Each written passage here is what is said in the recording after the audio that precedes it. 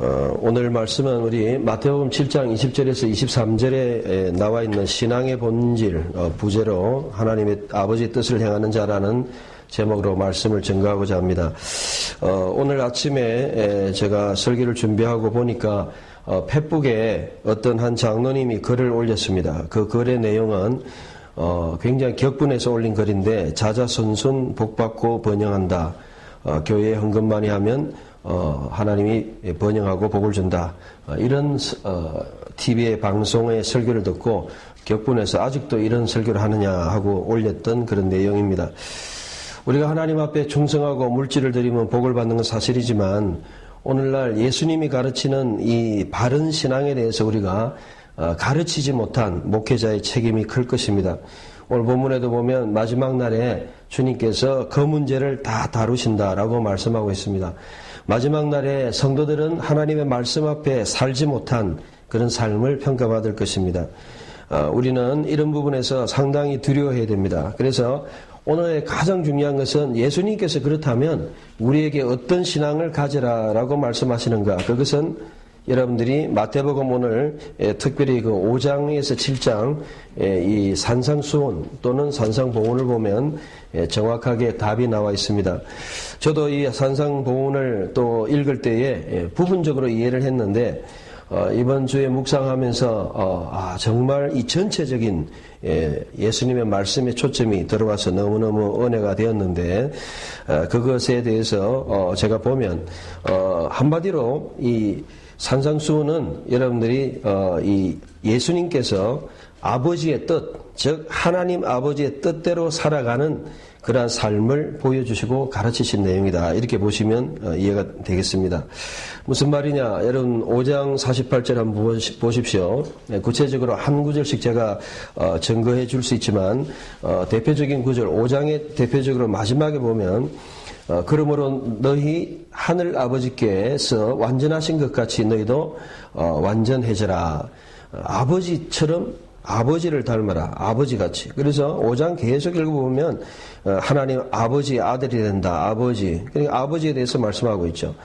6장도 마찬가지입니다. 6장도 계속해서 모든 금식이나 모든 기도나 모든 일하는 거 아버지가 갚으시고 다 하는데, 특별히 6장 33절에 그 아버지의 나라와 그분의 의를 구하라. 6장 33절 말씀하고 있죠.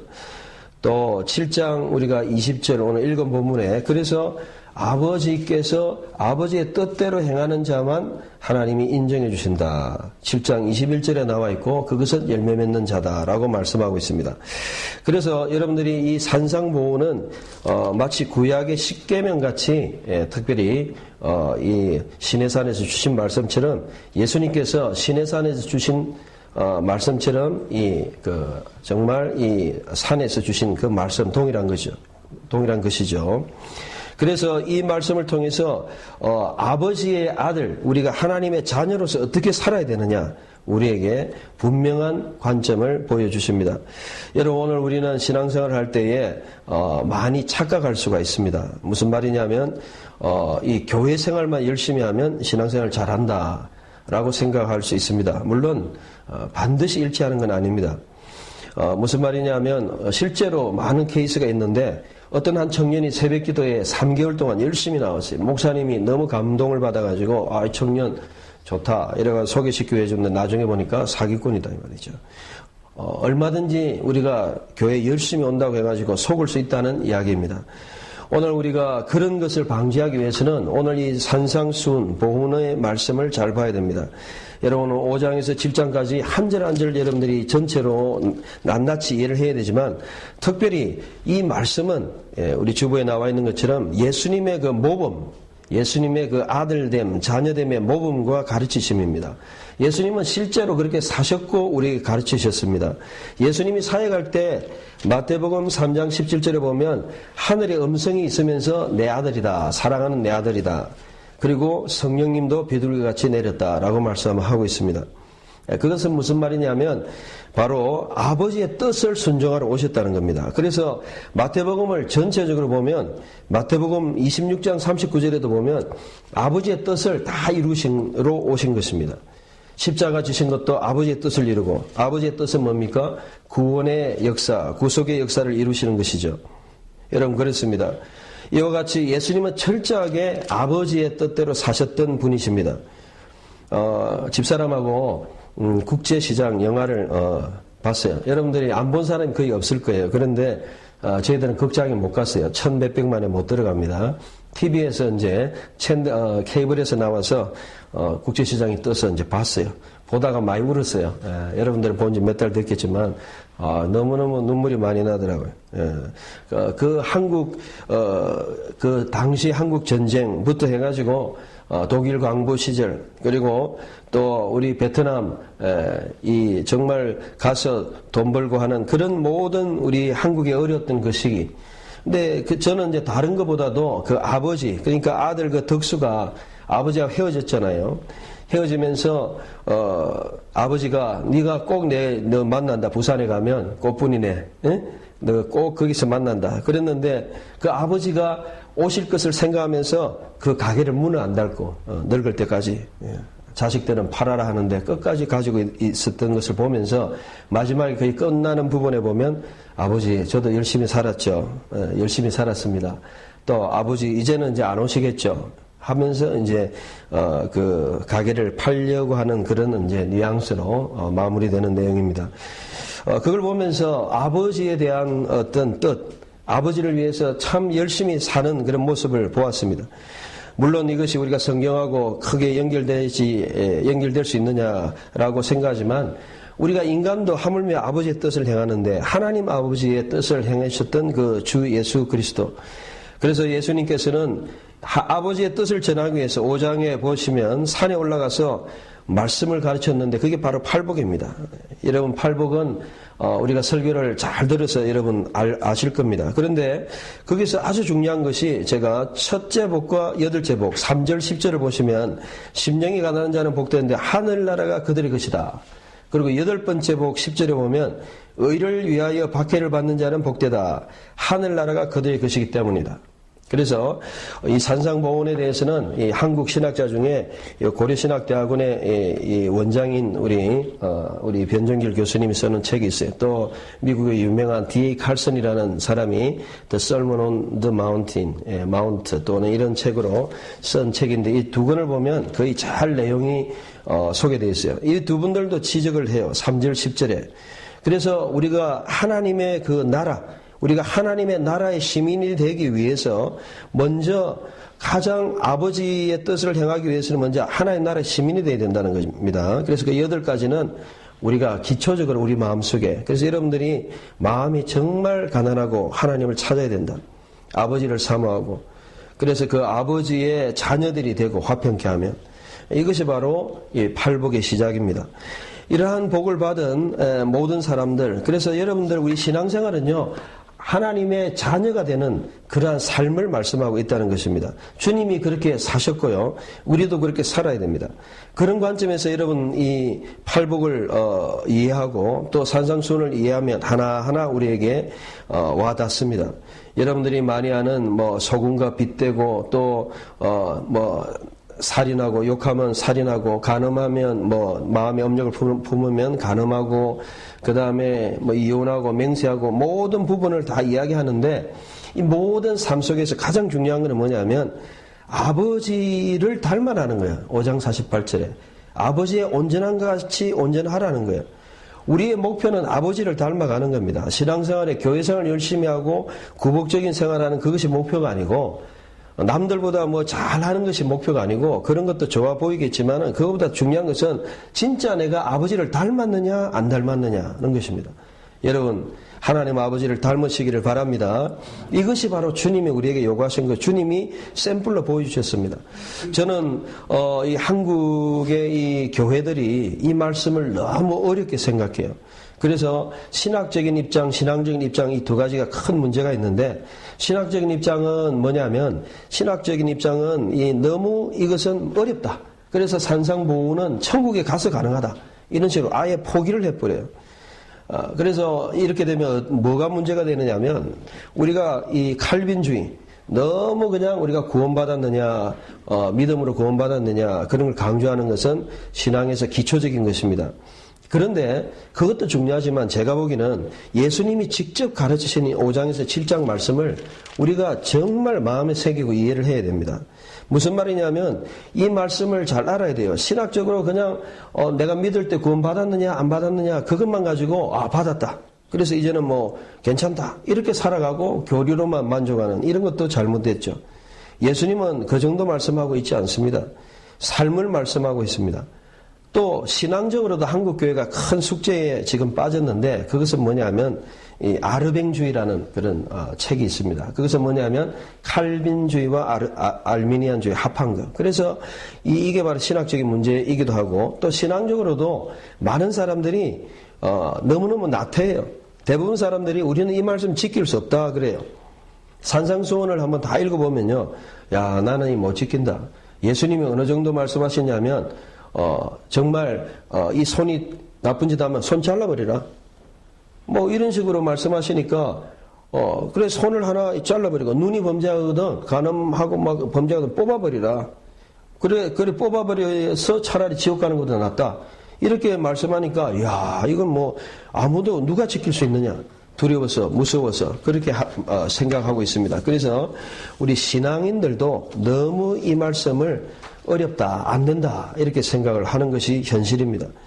그런데 여러분 분명하게 예수님께서 이렇게 적나라하고 또는 무섭고 또 우리에게 과격하게 말씀하신 이유가 뭐냐면 정말 우리가 살을 애는 아픔으로 정말 아버지를 닮아가기 위해서는 우리가 육신의 고통을 당하더라도 이 모든 욕심과 정욕과 모든 것을 끊어버리고 철저하게 하나님을 닮아가야 된다. 이것을 우리에게 가르치시는 것입니다. 우리 48절 한번 다시 한번 읽으십시다. 이 말씀은 너무너무 우리에게 중요한 말씀입니다. 예수님이 하신 말씀 5장에서 그 중에 가장 중요한 말씀 중에 하나인데 48절 한번 같이 읽읍시다. 시작. 그러므로 너희 하늘 아버지께서 완전하신 것 같이 너희도 완전해지라. 여러분 우리는 목표가 아버지를 닮아가고 완전해지는 겁니다. 우리 레위기 19장 1절에 보면 내가 거룩하니 너희도 거룩하라. 거의 구약하고 같이 가는 말씀입니다. 여러분 우리는 많은 사람들이 생각할 때 거룩할 수 없어. 나는 죄인이야. 우리가 어떻게 거룩해져? 그렇게 생각합니다. 그런데 분명한 것은 아버지가 거룩하시니 나도 거룩하고 아버지가 온전하니 나도 온전해져야 된다. 그런 마음을 가지고 살면 아버지께서 도와주신다는 거예요. 그러니까 많은 사람들이 나는 죄인이야, 나는 안 돼 이러고 끝나면 안 되고 나는 죄인이지만 아버지가 온전하시기 때문에 나도 죄를 이길 수 있도록 해주신다. 그런 믿음을 가지고 나가는 그것이 자녀라는 것입니다. 그래서 5장에 보면 철저하게 우리에게 아버지의 뜻대로 행할 수 있도록 소금과 빛의 삶, 철저하게 빛의 삶을 말씀하고 있죠. 두 번째로 저는 이 말씀을 통해서 정말 우리에게 주시는 말씀 뭐냐면 두 번째로 여러분들 주부에 보시면 아버지를 의뢰하는 삶과 그 결과에 대해서 말씀하고 있습니다. 여러분들이 진짜 매일매일 아버지를 한 번이라도 생각하고 있습니까? 저는 오늘 새벽에도 일어나서 아버지와 교제를 했습니다. 신앙생활의 본질은 아버지와의 교제입니다. 교회 나가고 새벽기도 하고 이런 거는 다 부수적인 거예요. 그거는 여러분들이 그걸 한다고 해서 아버지의 관계가 있는 거 아닙니다. 그거는 7장에 보면 답이 나와요. 그래서 정말 아버지가 여러분에게 7장 11절에 보면 뭐라고 말씀하셨냐면 악한 부모라도 자녀에게 좋은 거 주는데 아버지가 여러분에게 정말 구하는 거 좋은 거 주시지 않겠느냐 그렇게 말씀하고 있습니다. 여러분 아버지는 정말 좋은 걸 주신다고 여러분 믿으십니까? 내 삶 속에서 여러분 매일매일 고난과 어려움 속에서 진짜 하나님을 아버지를 모셨다면 여러분 자녀가 무슨 쌀이 없습니까? 오늘 밥이 있습니까? 이런 거 걱정하는 사람 있습니까? 없어요. 그건 부모님이 걱정하는 거예요. 그런데 우리는 하나님 아버지를 모시면서도 돈 걱정, 미래 걱정, 모든 걱정을 하고 살아간다. 예수님이 통탄하고 계십니다. 예수님 우리에게 말씀하십니다. 걱정하지 말아라. 에? 악한 부모도 좋은 거 주는데 내가 하나님 아버지가 좋은 거 주지 않느냐. 예. 저는 이 말씀을 읽으면서 참 제 마음을 생각했습니다. 야 정말 내가 아버지 앞에 믿음 없이 살아가는구나. 예? 6장에도 말씀하고 있습니다.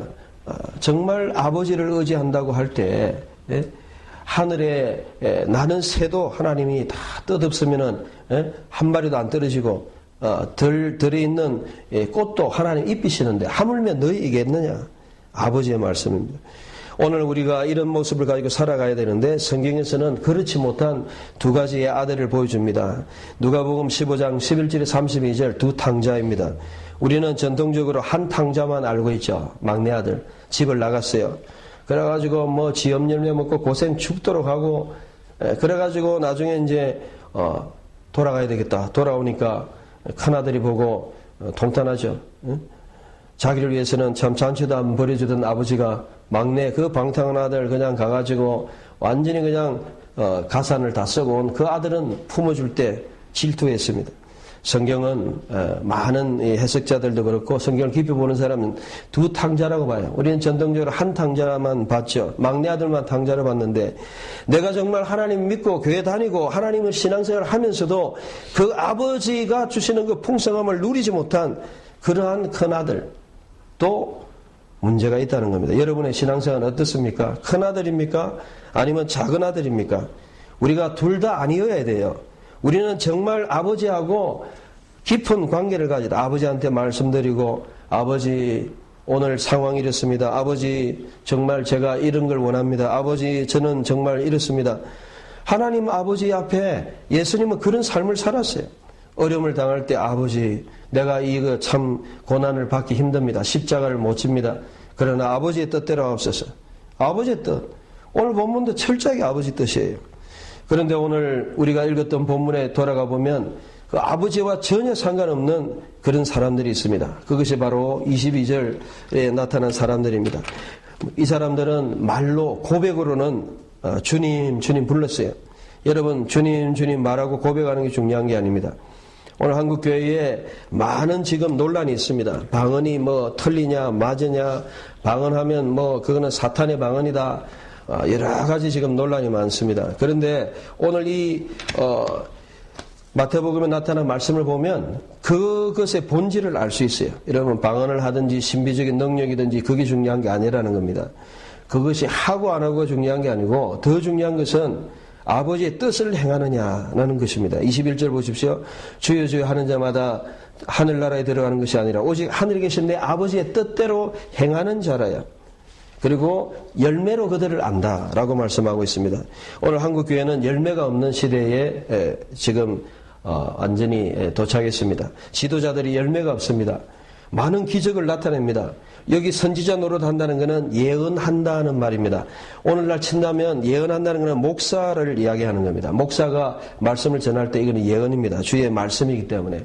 또 귀신을 쫓아내는 것은 부흥사같이 능력을 행하는 그런 일입니다.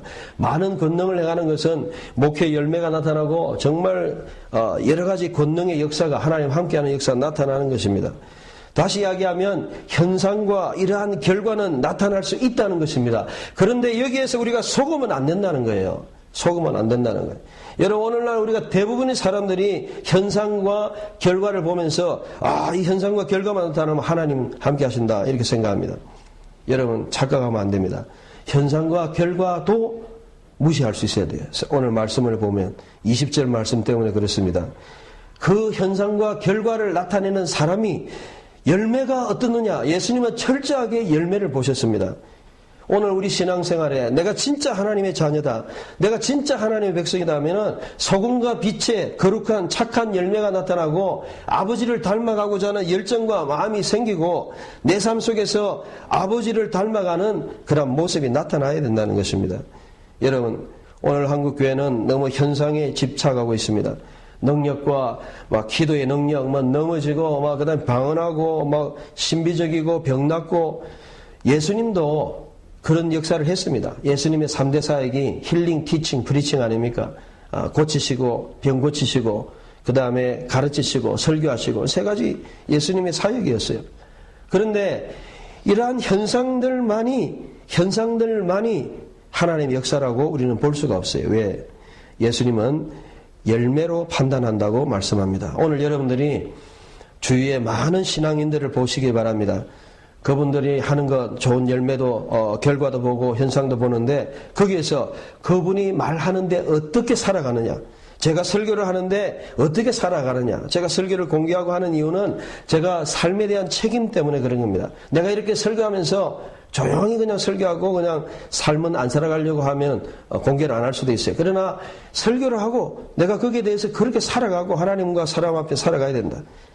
여러분들도 마찬가지입니다. 여러분은 어떤 열매를 맺고 있습니까? 성경에서는 많은 열매를 말씀하고 있습니다. 인격의 열매, 그리고 여러분 정말 사역의 열매, 여러분들이 여러분의 인생을 통해서 어떤 열매를 맺고 있습니까? 내가 주님을 믿고 내가 주님을 아버지를 모시고 예수님은 어떤 열매를 맺었습니까? 십자가를 지시고 우리의 모든 죄를 지시고 아버지의 뜻을 완전히 다 이루신 그런 완전히 순종하신 분입니다. 죄가 하나도 없으신 분입니다. 오늘 말씀을 보면 너무너무 두려워요. 눈을 빼기는커녕 손을 자르기는커녕 오히려 죄를 먹고 마시고 죄와 즐기고 아무도 없는 하나님이 보시는데 오늘 성경과는 너무 달라요. 사람의 보는데 급급해요. 6장에 보면 구제할 때도 하나님은 아버지 엄밀히 보시는 아버지가 갚아주신다. 아버지 앞에서 구제하고 아버지 앞에서 기도하고 사람이 보든 안 보든 그게 중요한 게 아니고 아버지 앞에서 금식하고 엄밀히 계신 아버지께서 보신다. 갚아주신다. 여러분, 우리 신앙생활의 초점이 어디에 있습니까? 사람들에게 있습니까? 사람들이 보느냐 안 보느냐, 사람들이 인정해 주느냐 안 하느냐, 교회에서 알아주느냐 안 알아주느냐. 여러분, 그거는 신앙의 본질이 아닙니다. 예수님께서 철저하게 가르친 이 산상복음의 핵심은 바로 아버지 앞에서 해라. 아버지의 나라를 구하라. 아버지의 뜻대로 살아라. 아버지의 말씀대로 열매 맺으라. 그것을 우리에게 가르쳐 주십니다. 저는 이 말씀을 묵상하면서 정말 내 자신에 대해서 이 예수님의 이 참 두렵고 떨리는 말씀, 예수님의 정말 모범적인 말씀, 예수님이 정말 보여주신 이 말씀을 내가 부분적으로 이해를 했구나 하면서 회개했습니다. 정말 여러분들의 신앙생활에서 제일 중요한 것은 아버지와의 매일매일 삶입니다. 여러분, 하늘에 계신 우리 아버지잖아요.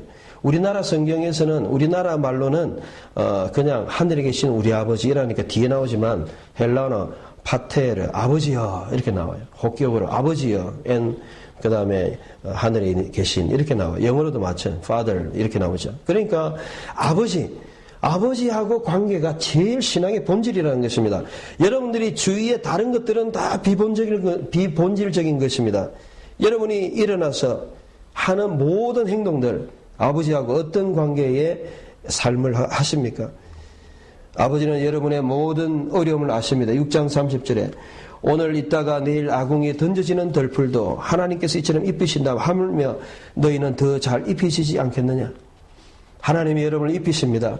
하나님이 여러분의 의식주 문제를 책임지십니다. 믿으십니까? 우리는 그런데 이걸 걱정할 때가 너무 많아요. 저도 그렇고 우리의 앞일도 걱정합니다. 정말 아버지 앞에 맡기고, 저도 최근에 아버지 정말 이런 문제 있습니다. 이런 거 있습니다. 어떻게 해야 되겠습니까? 아버지 기도했는데 아버지께서 잘 인도해 주시더라고요.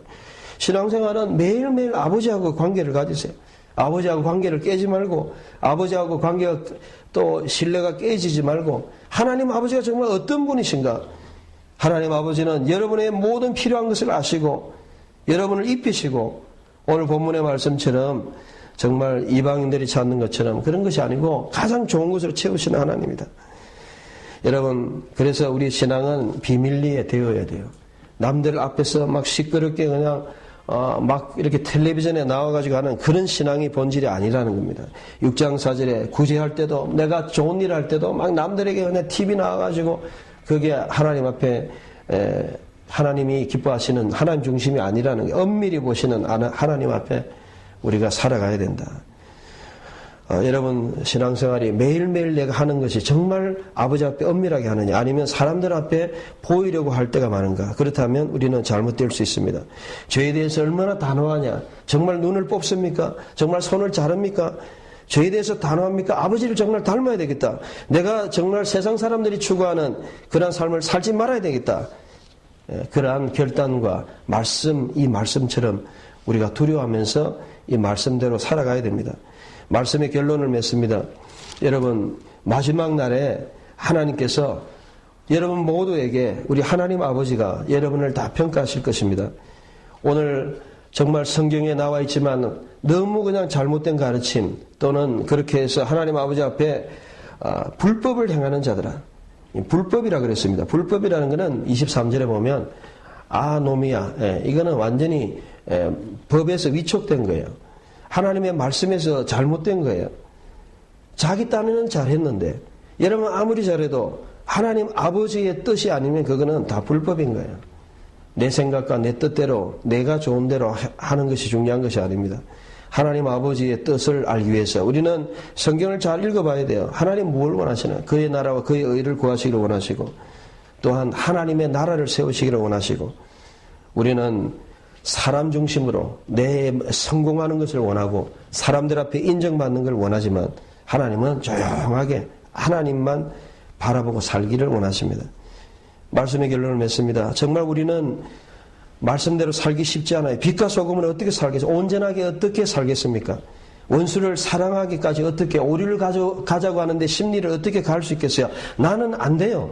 그런데 아버지가 말씀하시니 하나님 도와주세요. 그러면 하나님이 될 수 있는 힘을 주십니다. 제가 그게 신앙생활에 느껴지는 거예요. 많은 사람들은 변명합니다. 우리는 안 돼. 우리는 죄인이야. 이건 천국에서나 이루어지는 말씀이야. 아예 포기하고 그냥 이 말씀을 그냥 지키려고도 안 해요. 그런데 여러분 중요한 것은 5장 48절 잊지 마시기 바랍니다. 아버지의 온전하신 것 같이 온전하지 않으면 안 된다. 아버지의 온전하신 것 같이 우리는 온전해야 된다. 아버지를 닮아야 된다. 그래야 아버지의 나라에 영원히 있을 것이다.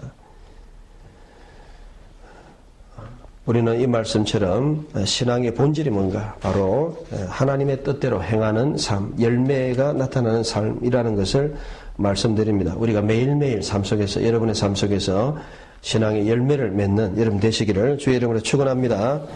이 시간에 한번 기도했습니다.